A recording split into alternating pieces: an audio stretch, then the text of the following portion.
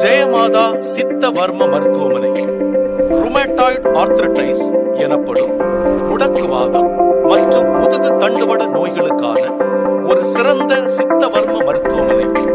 பக்கவாதம், மூட்டு தேய்மானம், சைனஸ், அலர்ஜி, தும்மல், ஆஸ்துமா, ஒற்றை தலைவலி, முதுகெலும்பு தேய்மானம், முதுகெலும்பு சவ் விலகல் போன்ற அனைத்து வகையான நோய்களுக்கும் சிகிச்சை அளிக்கப்படுகிறது.